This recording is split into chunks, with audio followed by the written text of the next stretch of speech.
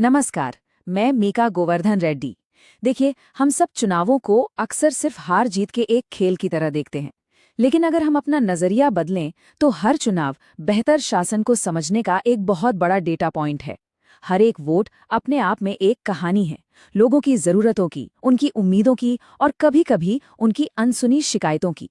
हमारा काम इसी डेटा को समझना है ताकि शासन की तस्वीर और साफ हो सके। आज हम इसी नजरिए से एक विधानसभा क्षेत्र की राजनीतिक अर्थव्यवस्था की गहराई में उतरेंगे। अगर किसी बड़ी और पेचीदा व्यवस्था को समझना हो तो शुरुआत हमेशा उसकी एक इकाई से करनी पड़ती है। आज हमारा फोकस है मध्य प्रदेश का रायगांव विधानसभा क्षेत्र। ये एक अनुसूचित जाति के लिए आरक्षित सीट है, जो इसे सामाजिक और राजनीतिक समीकरणों को समझने के लिए एक बहुत ही अहम केस स्टडी बनाती है। यहाँ के नतीजे हमें दिखाएंगे कि कैसे जमीन के मुद्दे और चुनावी गणित एक दूसरे से गहरे जुड़े हुए हैं। तो किसी भी राजनीतिक विश्लेषण या रणनीति से पहले सबसे पहला काम है जमीन की नब्ज को पकड़ना। हमें लोगों की असली शिकायतों को, उनकी रोजमर्रा की मुश्किलों को सुनना और समझना होगा, क्योंकि आखिर में कोई भी चुनावी जनादेश इन्हीं बुनियादी समस्याओं पर एक फैसला होता है। रायगांव में लोगों की जिंदगी 5 बड़ी चुनौतियों का चारों ओर घूमती है। पहली और सबसे बड़ी चुनौती पानी का भयानक संकट। जरा सोचिए, लगभग 1 लाख की आबादी को हर चौथे दिन सिर्फ 2 घंटे के लिए पानी मिलता है। ये सिर्फ एक असुविधा नहीं है, ये जिंदगी की गरिमा से जुड़ा सवाल है। दूसरी है खेती का संकट। बीज, खाद की बढ़ती लागत और कर्ज माफी के जो वादे पूरे नहीं हुए, उसने किसानों को तोड़ दिया है। तीसरी चुनौती है नौजवानों में बेरोजगारी, जो उन्हें हर साल काम की तलाश में पलायन करने पर मजबूर करती है। चौथी है टूटता बिखरता हुआ इंफ्रास्ट्रक्चर, खराब सड़कें जो विकास का रास्ता रोकती हैं, और स्कूल जहां शिक्षा का स्तर गिर रहा है। और पांचवी, सामाजिक न्याय की वो खाई, जहां सरकारी योजनाएं तो बनती हैं लेकिन उन तक पहुंच ही नहीं पाती जिन्हें उनकी सबसे ज्यादा जरूरत है। तो ये बात बिल्कुल साफ हो जाती है कि कोई भी चुनावी नतीजा सबसे पहले और सबसे जरूरी रोजमर्रा की जिंदगी के इन्हीं बुनियादी मुद्दों पर एक जनमत संग्रह होता है। यह इस बात का सीधा फैसला है कि इन समस्याओं को हल करने में शासन कितना कामयाब या नाकाम रहा है। तो इन सब शिकायतों का नतीजों पर क्या असर हुआ? चलिए अब आंकड़ों की कहानी सुनते हैं, क्योंकि नंबर्स कभी झूठ नहीं बोलते, वो बहुत दिलचस्प कहानी बताते हैं। 2023 का जो जनादेश था वो कोई करीबी मुकाबला नहीं था, वो एक तरफा था। बीजेपी की उम्मीदवार प्रतिमा बागरी 36,060 वोटों के एक बहुत बड़े अंतर से जीती। एक विधानसभा चुनाव में इतना बड़ा मार्जिन सिर्फ जीत नहीं कहलाता, ये एक लहर का साफ संकेत होता है। लेकिन यहीं पर कहानी में एक बहुत बड़ा मोड़ आता है। ठीक 2 साल पहले 2021 के उपचुनाव में कांग्रेस ने यही सीट 50% से ज्यादा वोट लेकर बड़े आराम से जीती थी, और महज 24 महीनों के अंदर 2023 में उनका वोट शेयर लगभग आधा होकर सिर्फ 26.46% पर सिमट गया। ये एक जबरदस्त गिरावट है। तो सबसे बड़ा रणनीतिक सवाल ये है कि आखिर ये सारा का सारा सपोर्ट गया कहाँ? अब इन आंकड़ों को और गहराई से देखते हैं। 2018 के मुकाबले 2023 में बीजेपी ने अपना वोट शेयर 45% से बढ़ाकर लगभग 49.4% कर लिया, एक बहुत मजबूत बढ़त। वहीं कांग्रेस 33% से गिरकर 26.5% पर आ गई। लेकिन इस पहेली को सुलझाने की असली चाबी वो बहुजन समाज पार्टी के आंकड़ों में छुपी है। बीएसपी का वोट शेयर 11.4% से बढ़कर 17.7% हो गया, और यही इस पूरी कहानी का टर्निंग पॉइंट है। ये चार्ट पूरी तस्वीर को आईने की तरह साफ कर देता है। देखिए, बीजेपी 50% से कम वोट पाकर भी इतने बड़े अंतर से जीत गई। क्यों? क्योंकि विपक्ष का वोट कांग्रेस और बीएसपी के बीच बुरी तरह बंट गया। हमारे first past the post system में जीतने के लिए बहुमत नहीं चाहिए, आपको सिर्फ अपने प्रतिद्वंदियों से ज्यादा वोट चाहिए। यहाँ कांग्रेस से जो वोट टूटा वो सीधा बीएसपी के खाते में चला गया, और इस बिखराव ने ही हार तय कर दी। वोटों का ये गणित हमें एक बड़ी बात याद दिलाता है। इन नंबरों और रणनीतियों से भी ऊपर एक सिद्धांत काम करता है। ये जो चुनावी प्रक्रिया है, ये हमारे संविधान का दिया हुआ एक बहुत ताकतवर अधिकार है, सोच समझकर अपनी बात कहने का अधिकार।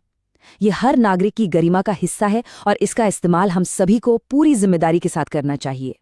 तो अब तक हमने देखा कि क्या हुआ, अब समझते हैं कि ऐसा क्यों हुआ। देखिए, चुनावी नतीजे कभी किसी एक नेता या किसी एक घटना से तय नहीं होते। वो हमेशा व्यवस्थागत कारणों यानी कि सिस्टमिक फैक्टर्स का नतीजा होते हैं।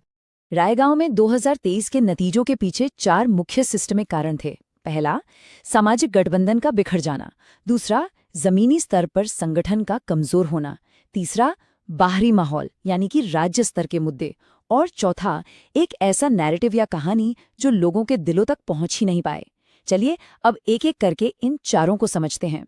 रायगांव का चुनावी इतिहास देखें तो इसकी अस्थिरता की कहानी साफ दिखती है। ये सीट नेचुरली एक त्रिकोणीय मुकाबले वाली सीट है। 2013 में बीएसपी जीती, 2018 और 2023 में बीजेपी और बीच में 2021 के उपचुनाव में कांग्रेस। ये पैटर्न एक ही बात बताता है कि यहाँ जीतने का फॉर्मूला है विपक्षी वोटों को एक करना। जब जब विपक्ष बटा है, फायदा सीधे सीधे बीजेपी को हुआ है।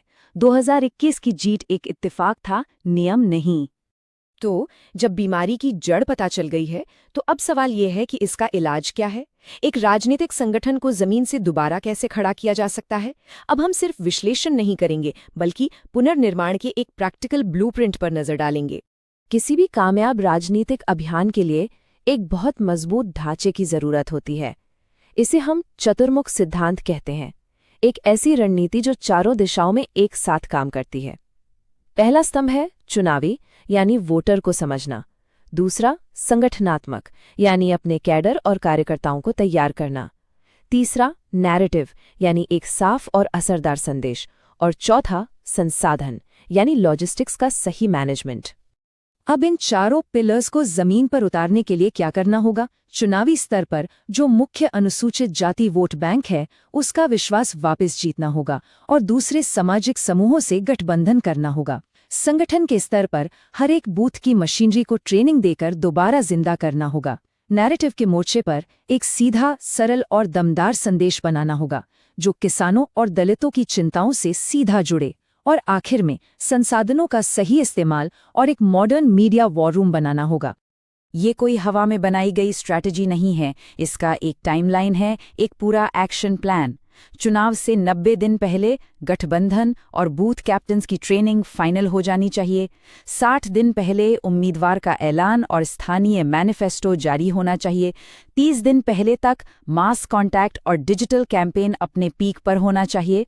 और आखिरी के 15 दिन पूरा फोकस सिर्फ एक काम पर, वोटर को पोलिंग बूथ तक लेकर आना। और हाँ, जब हम डेटा, टेक्नोलॉजी और लोगों से संपर्क की बात कर रहे हैं तो एक बहुत ज़रूरी बात याद रखनी होगी। हर वोटर की जानकारी का हमें सम्मान करना है।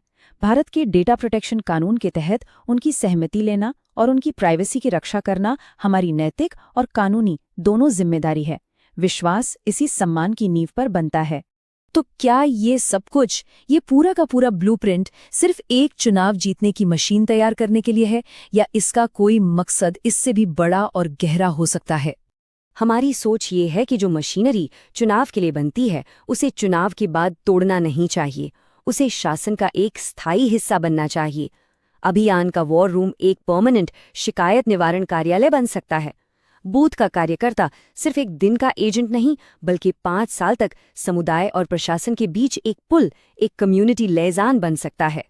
क्योंकि अंतिम लक्ष्य सिर्फ सत्ता में आना नहीं है, असली मकसद है चुनावों के विज्ञान का इस्तेमाल करके सुशासन की कला को हर नागरिक तक, हर दरवाजे तक पहुंचाना। ये पर्सनालिटी बेस्ड पॉलिटिक्स से आगे बढ़कर परफॉर्मेंस और जवाबदेही के एक नए मॉडल की तरफ बढ़ने का रास्ता है। तो आखिर में रायगांव की इस केस स्टडी से हम 3 अहम सबक सीखते हैं। पहला, जनादेश बहुत नाजुक होता है। जो आज आपके साथ है वो कल बहुत आसानी से छिटक सकता है। दूसरा, लोगों के असली जमीनी मुद्दों से जुड़ाव ही राजनीति की आत्मा है। और तीसरा, राजनीतिक पुनर्निर्माण कोई चमत्कार नहीं होता, ये एक व्यवस्थित, अनुशासित और वैज्ञानिक प्रक्रिया का नतीजा होता है। If you want to become a people-centric leader and uplift your constituency, get in touch with blueprintstrategies.ai at mgr@blueprintstrategies.ai or call 08042041602. Purpose Beyond Politics.